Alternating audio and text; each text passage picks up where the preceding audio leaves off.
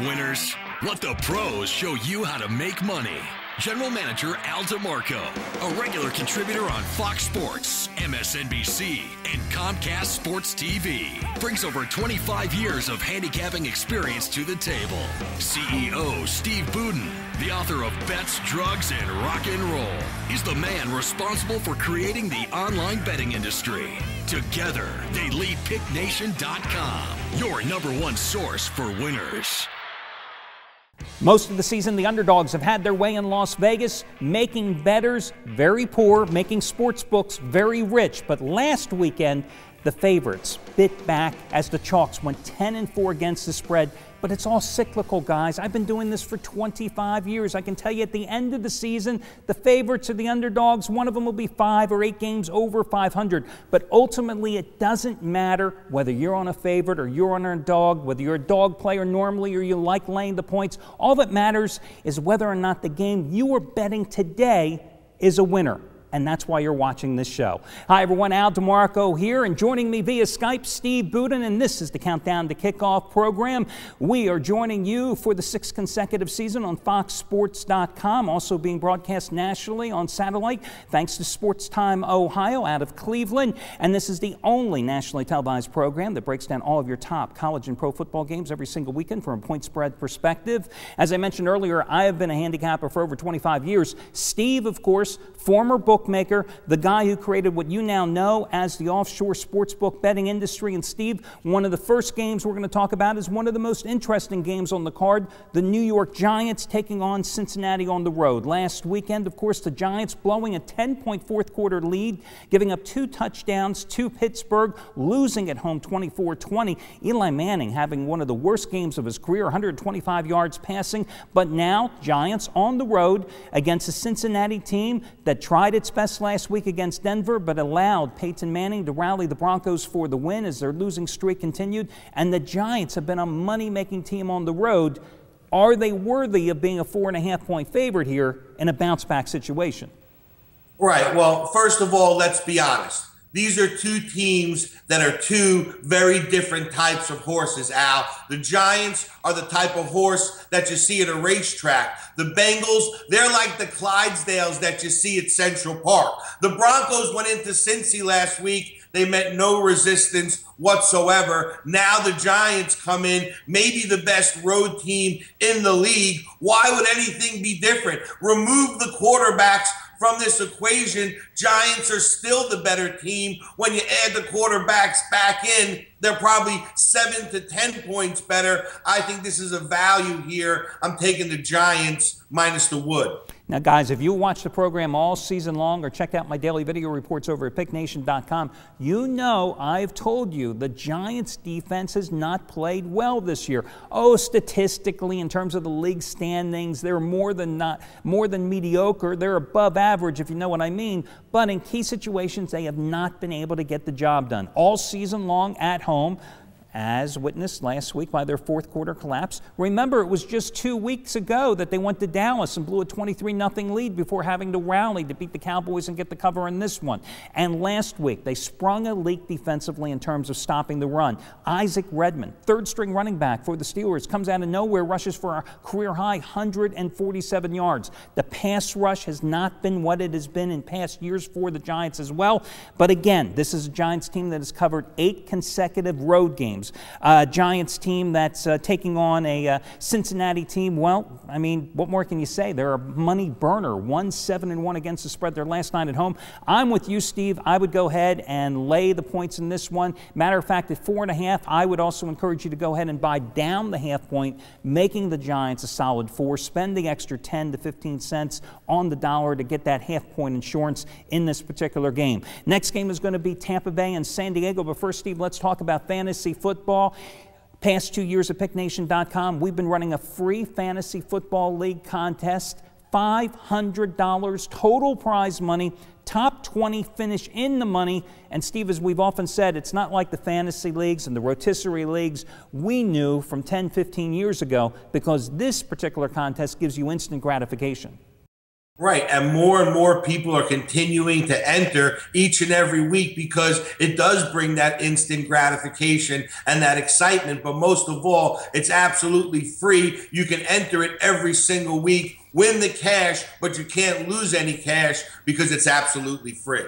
And guys, not only are there $500 total prize pool, but top 20 finish in the money. First place is worth $125, and you can enter for free. Just go over to picknation.com. You'll see the ads on the homepage. Click. You've got until 1 o'clock Eastern time here on Sunday to finalize your rosters. You draft a couple of quarterbacks, a couple of running backs, a few wide receivers. You've got a $100,000 bankroll, so you're playing GM. You're competing against us. You're competing about everybody else in the country. Do it now. It's run in conjunction with draftstreet.com. It's free to enter. Top 20 finish in the money at picknation.com. Our free Fantasy Football League contest, $500 in total prizes. Steve, Tampa Bay and San Diego, you know, I think a lot of people are going to look at this particular contest and say, oh, this is the Chargers' time to surge. They've always had this big push in the second half of every single season. But you know what? That was then. This is now. As we've seen so frequently, history does not repeat itself, usually in handicapping and in gambling, and I don't buy into it. I see two teams, one that's going up in Tampa Bay, one that's going down with San Diego. I don't care that the Chargers beat up a bad Kansas City team 31-13 2 Thursdays ago to snap a 3-game slide. Last road game, they lost 7-6 as a 3-point favorite at Cleveland in inclement weather. Okay, it may be sunny in Tampa, but I still think the Bucs, who are coming off the 10-point win at Oakland, they're the way to go in this game, laying the 3.5. Absolutely, Alex. The short-term memory for gamblers that always kills them. San Diego, easy win at home last week against the Chiefs. But like you said, if you go back 2 weeks, they only scored 6 points at Cleveland. Now they're at Tampa Bay. And man, I love what's going on with this Tampa Bay team. They've taken the bravado on of their coach. They're playing that smash mouth football that he said they would play. In fact, if you look at these two coaches and these two organizations, I think they're headed in opposite directions. I just love Tampa Bay at home here. Yeah, I agree with you. I think Norv Turner, the only place he's heading is to the unemployment line. I think his days are numbered in San Diego. That's been quite evident. Listen, I know San Diego comes into this game statistically among the top 5 in the NFL in terms of stopping the run, giving up just 3.7 yards per carry to opposing running backs. But listen, the Bucs have just done a great job at running the ball. Doug Martin last week, the rookie out of Boise, 251 yards against the Raiders. And you say, okay, well, the Raiders can't stop the run. I don't care. You run for 251 yards on the road and your team rolls. That's impressive. This is another situation, 3.5 points, guys. I believe firmly that you buy down the half point when the line crosses 3, 4, 7, sometimes 10, but at 3, 4, 7, no questions asked. Spend the extra 20 cents, pay $130 instead of $110, buy Tampa Bay down to 3. It protects you because worst case scenario, they win by 3, you walk away with a push. Sometimes a push is just as good as a win. Hey, listen, guys, you want my best bet today or Steve's top-rated crew play or all the plays from all the handicappers at picknation.com? You can get them for free today thanks to the all-access pass at picknation.com. And, Steve, it's a hell of a value because you're getting $600-700 worth of action for free. Right, and what makes it a value is you're getting our premium plays, not the picks that we make on the show. Case in point, last week on the show, I split out my games on the show, but I won my big 100-dime play on Sunday, courtesy of the Greek crew. That would have come free if you had the all-access pass. Absolutely. I mean, that play last week, I think, cost $89, and that's the point, guys. You get a taste of what we're doing, and the reason we're doing it is because we're that confident that we put together the best group of handicappers that can make you money long-term on a consistent basis, and what better way to prove it than putting our money where our mouths are by giving you all the action for free today, the one-day all-access pass, every play, every handicapper, nothing held back, for free, no strings attached at picknation.com. Next game is going to be Denver and Carolina. I'll tell you what, Steve, Broncos, Peyton had a couple of interceptions last week, but they rallied late. They are on quite a roll here. Last 6 games are averaging about 31 points a game as Peyton has really gotten in sync with his wide receivers. And Denver today has a little extra added motivation. John Fox, of course, their head coach, was a lame duck coach with the Panthers a couple of years ago. fired by Carolina, so a little bit of revenge as he returns to the Tar Heel State today, and I think this is a cheap price for Denver. I don't care that Carolina beat Washington last week. Who said the Redskins are any good? Right, so after Cam Newton got off to a terrible start, he's been gaining momentum the last few weeks, Al, but the problem is he's going up against Peyton Manning now, doing his best Justin Timberlake, like you said, in sync with his offensive unit. Cam Newton, man, he gets up for these games. He's a tremendous competitor. I give Denver a little bit of the edge here. I do think it's going to be lights out. I think these guys will go after each other. I think it could come down to who has the ball last. I'm going to go against you here, Al, and take the extra 4 bullets in my gun with Carolina. Well, I'll lay it with Peyton and the Broncos against a Carolina defense that's allowing 70% pass completions at home this season to opposing quarterbacks. And plus, you look at this Denver team, you know, their 3 losses this year have come against 3 opponents that are a combined 19-4. Carolina will be lucky to have 4 wins on the season. So I'll go the other way. I will take Denver here and lay the points. Interesting game, this next one, which wraps up the first half of this week's Countdown to Kickoff program, is Baltimore and Oakland. I mean, Steve, you know, a lot of guys in this business just simply rely on ATS trends. And I've always maintained, you find me one that supports one side, I'll find you 3 that supports the other. And here's a case in point. You know, the Ravens are 5-10-1 against the spread in their last 16 games, laying 7.5 or more points, or 7 or more points. And of the Raiders' last 15 road losses, only 4 of them have come by margins of 7 or more points. What does it all mean? I don't think it means a darn thing, to be honest with you. I just think it's a bunch of numbers which sound real impressive, makes people think that handicappers know everything when they're sitting there in front of their computers and dwelling on the stats. This game comes down to personnel. I look at Oakland last week, playing at home. They couldn't stop Doug Martin in Tampa Bay, as we said earlier. He ran for 251 yards. Ray Rice has to be like a kid waiting for Christmas morning, running down the stairs to open his Christmas presents, because he knows he's going to be facing that same defense that couldn't stop Doug Martin last week, and he's going, man, I could get 168 this week easy if I just play 3 quarters.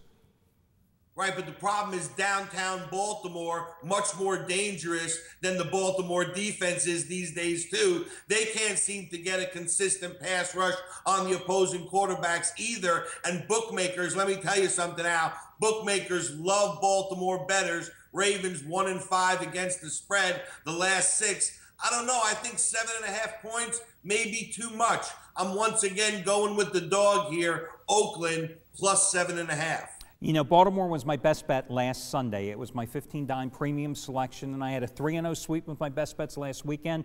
But I'll tell you what, I wouldn't ride the Ravens in this one. I don't like the game either way. If you put a gun to my head, I'd go ahead and take Baltimore. But after watching the Ravens open up the 14-0 early lead at Cleveland, then it was 14-9 at halftime, then I needed them to score the final 11 points in the final 4 minutes of the game just to get the win in the cover last week, I am off the Baltimore bandwagon. It is true they have played much, much better at home this season. I do think Rice, though, is going to have a big game, and that's key, because the longer you keep Carson Palmer off the field and against that suspect Baltimore defense, which I've told you all season, guys, stinks. It's not the Baltimore defense of old, and it has nothing to do with the fact that Ray Lewis is out of action. The fact is, the Baltimore defense is old. Injuries have only made it worse.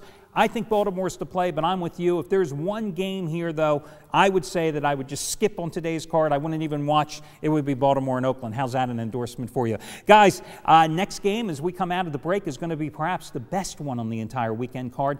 It's going to be that little game between the Saints and the Falcons at the Superdome, and Steve and I will be returning with part 2 of the Countdown to Kickoff program coming up for you here on FoxSports.com in just a moment. How would you like to get my best bet today and the plays of every single handicapper at PickNation.com for free, no strings attached? Guys, I'm not kidding around. Al DeMarco here, General Manager of the world's largest online sports gambling community, PickNation.com. And today, you can get my best bet and the plays of every single handicapper at the site for free simply by using the one-day free all-access pass at PickNation.com. That's right, my best bet, the plays of 10 handicappers for free. If you were to buy them separately, guys, you would spend over $600, but you're going to get them for free, the one-day free all-access pass at PickNation.com. Now, you're asking yourself, why am I giving it away for free? Because, guys, I'm that confident that I put together a staff of the best handicappers in the nation that can win for you on a consistent basis. What better way to show you how good they are than by giving you their plays today for free. Once again, the free one-day all-access pass available now. All you've got to do is click on the ad at picknation.com. Welcome back, everyone, to the Countdown to Kickoff show, the only nationally televised program that breaks down all of your top college and pro games from a point spread perspective every single weekend. Proud to be joining you here on FoxSports.com for a 6th consecutive season, also seen nationally via satellite on DirecTV and Dish Network, thanks to Sports Time Ohio, who has been airing our program for each of the past 4 years. And remember, guys, if you miss any portion of today's show, you can catch it in its entirety over at PickNation.com. I'm Al DeMarco. Joining me via Skype, Steve Budin. I've been a professional handicapper for over 25 years. Steve, former bookmaker, the guy who literally created what you now know as the offshore sportsbook betting industry. So this program gives you both sides of the fence as we take a look at games from two different perspectives, but we share a common philosophy, and that is generally you find the one game on the board that you like the most, and that's the one you hammer, guys, because I can tell you mathematically the odds are stacked against you, no pun intended, when you bet too many games on the card. One of the games that I think a lot of bettors, Steve, are going to be flocking to is this contest between Atlanta and New Orleans. Now, we saw the Saints on Monday night. Listen, I had a best bet on the Saints on Monday night to wrap up a 3-0 sweep with my best bets last weekend, okay? But the Saints did not play well. The Saints won that game because Philadelphia was pathetic, especially in the red zone, coming away with just 2 field goals and 5 opportunities, numerous miscues, an offensive line that was in shambles. We'll talk more about how bad the Eagles are when we talk about their game with Dallas. But this Saints team, I'm not buying New Orleans. Plus, Atlanta comes in here with big-time revenge. Falcons did struggle last week to put away Dallas at home, but I think they also had to have a look-ahead situation, too, casting an eye to this division showdown in payback tonight. Right, so here's the thing that everybody knows. These are two of the top quarterbacks in the league, so no advantage to either team in that category. But at the end of the day, Al, you're right. This Saints defense, they just can't compete with the Atlanta offense. Now, I know when teams go undefeated this late in the season, you're always going to have to ask yourself week in and week out, will you see the letdown? I don't think we will here. I'm going with Atlanta minus the 2.5. Now, in the Saints' defense, and I pointed this out on Tuesday on my daily video report that I do every single day. That's why it's called a daily video report at PickNation.com. The one thing I think the Saints discovered about themselves in a Monday night game against Philadelphia is, hey, we can run the ball. I was a little leery of going big time on the Saints last Monday, although I did go with them only because Darren Sproles was out. He, of course, is such a great safety valve for Drew Brees on check down plays, a tremendous pass catcher, but he's not a great runner. You're not going to run him 20 times and expect him to get 100 yards every single week. He's elusive, he's shifty, he's small, but he's not a power back. But instead, with Sproles out last week, Saints turned to the ground game. Pierre Thomas, Mark Ingram, Chris Ivory, they all produced. I think they ran for about 125 yards total in that game. One thing I know about offensive linemen, guys, I was a reporter for 8 years, so you can ask any of them. Offensive linemen, you ask them, you want to pass protect or you just want to plow forward and run block? They love to get in that groove and get in that transition where they're just pushing ahead.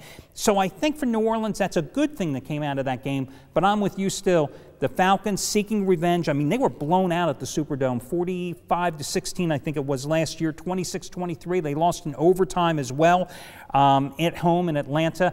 The Saints have won 7 of the last 8 in the series. I just think payback's too much, and everybody talks about how the Saints play fast at home. Well, I don't see how this Saints defense puts up with Atlanta with the way Matt Ryan has played this year and with Julio Jones and Roddy White and Tony Gonzalez. Too many offensive weapons. You pointed that out. I think Atlanta is to play here easily. Bet the Falcons don't look back. Listen, if you want my best bet, and last week all I did was go 3-0 with my premium plays and 7-1 with my comp plays in football, college, and pro combined. You want the latest crew release from Steve Budin. You want all the plays of all the handicappers at our site today at PickNation.com. You can get them for free, Steve, with a program that nobody else would dare ever try in this business, but it's something we're not as scared to do. Right, it's unique to the industry. Everyone else, Al, they don't want to show you what's behind the curtain. They just want to take your money. When we got into this business, we had a different philosophy, and that was integrity first. honesty first and transparency forever. That's what this program's all about. We pull back the curtain, give you all the premium picks, show you the analysis, show you everything that a customer pays for before you actually have to reach into your wallet and pay for anything. And guys, the program is aptly named. It's the All Access Pass, and you can get a free one-day trial. Get the plays of every single handicapper at picknation.com for free, no strings attached. You're talking about $600-700 worth of action. It's our way of proving to you how good we are in our ability, and our confidence in our ability, I should say, to make you money over the long haul. So check out one-day free All Access Pass at picknation.com. Next game is Detroit and Minnesota. Lions are in a roll since their bye. They've reeled off 3 straight wins. They pummeled Jacksonville last week, 31-14 on the road, 434 yards total offense in that game. Minnesota, the last 2 weeks, I mean, they lost by 10 at Seattle, and of course, in their last home game, they were destroyed, humiliated by Tampa Bay in front of a national TV audience. Right. Well, a lot has happened since the first time these two teams played this season. That was 6 weeks ago. Vikings won that matchup. But Christian Ponder, Al, he's sinking like the Titanic here. 8 interceptions the last 5 games. And the Lions, on the other hand, they've covered 4 straight. 3 of those on the road. I like Detroit here. I don't know why this price is so cheap, but I'm laying the 2. Oh, I agree with you. I mean, Adrian Peterson's had a phenomenal season, less than a year recovering from out of the major knee surgery, and he had 182 yards rushing last week against a very good Seattle defense, on the road no less. But when your quarterback went 11 for 22 for 63 yards, and as you pointed out, 8 interceptions in 5 games, it's very hard to back the Vikings. Percy Harvin's not at 100% either. And with the Lions in revenge, even though they've only covered 3 of the last 14 meetings, I'm with you. I'd have to go with Detroit in this contest. Your Jets, not my Jets. I don't know if many New Yorkers feel they're your Jets either, but I'll tell you, the Jets are coming off a bye, and it's a good thing because the further away they get from that last performance, the blowout home loss in which they were dominated by Miami a couple of Sundays ago, the better. But now they find themselves at CenturyLink Field against Seattle. And a Seattle team, as we just pointed out, that's already undefeated at home this year, 30-20 last week against Minnesota. It's a 6.5-point number. I just know how that Seattle defense plays at home, and I just don't see the Seahawks or the Jets getting the job done, especially when their quarterback has very little confidence, apparently, and is only completing 52% of his passes on the season. Well, it's funny to me, Al, because Seattle, they're exactly the team that the Jets thought they were. They're a tough, gritty team. They carry their city on their back. They're defined by their aggressiveness and their defense and the wisdom and tenacity of their coach. That's who the Jets thought that they were. It's actually who the Seahawks are. The Jets, not a very smart organization, Al. They bring in Tim Tebow, not to use him in any strategic way whatsoever during the first 8 games. So what did they bring Tebow in for? To make Mark Sanchez so uncomfortable that he can't even hit an open receiver because he's looking over his shoulder to see when the Tebow train is coming into the game. Now, look, I left Mark Sanchez 2 years ago. I knew he was a loser then. I don't know why it took Eva Longoria so long to finally figure it out and drop this bum. Give me Seattle here, -6.5. This one will not be close. Can you tell from that analysis which one of us is the frustrated Jets fan for long term? I agree with you, though. And listen, I mean, Jets have lost 4 of their last 5. You know, Rex Ryan can have all the bravado that he wants, but his team isn't getting the job done on the field. You know, they go and import Tebow. They got Sanchez, they gave the big contract extension for millions at the start of the season. Seattle, of course, instead goes out, drafts unheralded Russell Wilson. Unheralded not because he wasn't great in college football, but because nobody really gave him much of a chance to be a pro in terms of a starter. All he's done is, in his home games this year, all Seattle wins, 9 touchdown passes, 0 interceptions. So I agree with you. If you're going to play it, I think you have to lean towards Seattle. Dallas and Philly, 2 NFC East rivals that are in must-win situations seemingly every single week. It shows you how far Philadelphia has fallen, though, because after even more of their flaws were exposed on Monday night, they are actually an underdog at home here against a Dallas team that they crushed in both meetings a year ago. Right. Both of these teams, Al, are desperate for a win. I mean, I think it's fair to say that the season is on the line. But to me, I mean, this is a Philly team that if they were going to show up for their beloved, embattled coach, Andy Reid, wouldn't they have done that last week? They didn't. Dallas on the road for the fourth time in 5 weeks. But Romo, if you look at the numbers, he's actually better on the road than he is at home, 7-3 versus 2-10 at home. I'm taking Dallas here. The Eagles are done. Yeah, listen, guys, I went against the Eagles last week. I'm going to go against them again. They have so many problems. We don't have a long enough program to go into them. Offensive line, they've lost 4 starters from last year, lost another one in the Saints game. The secondary, the cornerbacks are overpaid, and they haven't been productive. The safeties, Nate Allen and Kurt Coleman, I mean, they're second stringers at best. So I think Dallas, Mark Witten, Eagles have had problems stopping tight ends for years. They're not going to be able to stop Mark Witten. Pass rush, 50 sacks last year to lead the NFL, 11 sacks so far this season. They're not going to be able to put the pressure on Tony Romo. You give Romo time, he's not going to throw 5 interceptions in the game. I'm with you. I think Dallas is the easy winner here, and in double revenge as well from 2 blowout losses a year ago. The Eagles are toast. The final game, thankfully, is one that we can all look forward to. I think it's a hard game to bet. It's Chicago and Houston, and the reason I say it's a hard game to bet is the Bears have a great defense, but Houston isn't exactly chopped liver. And if you look at the Bears this year, the 2 games that they have struggled the most, the one loss was Green Bay when the Packers just blew through their offensive line. They destroyed Jay Cutler, 7 sacks of him. And in the Carolina game where they found themselves down 19-7 in the fourth quarter and had to rally for a last-second win, a game in which the Panthers, I think, got to Cutler 6 times in the first half. If Houston's defense comes to play here, it's going to be a battle. Problem is, I find that the common opponent is the Packers. Packers destroyed the Texans in Houston. They destroyed the Bears in Green Bay. So which way do you go? Me? I like the total. I think it's going to be a low-scoring game. How about you? Well, I mean, I'm with you. I think Chicago's having a great season, Al. They've reestablished themselves as a defensive powerhouse, and at the same time, we've talked about it before, Cutler has got more weapons this year at wide receiver than ever before, and now he's putting up points with the best of them. However, I don't think he's played the caliber of a team of the Houston Texans, and I think they're going to hit a brick wall here. The bottom line, the Bears, Al, have a great offense. Houston has a better one. The Bears have a great defense. Houston has a better one. So if you can get a chance to take Houston at a virtual pick'em with the better offense and the better defense, my God, I don't think it's that hard of a decision after all. I'm going with Houston here, plus the point. Well, guys, I lean a little towards Chicago, but this is one of those marquee games. Sit in front of the TV and don't bet it. That's my personal advice. You don't have to bet every game on the board. Find another game. The marquee games have the toughest lines. They're the hardest games to win.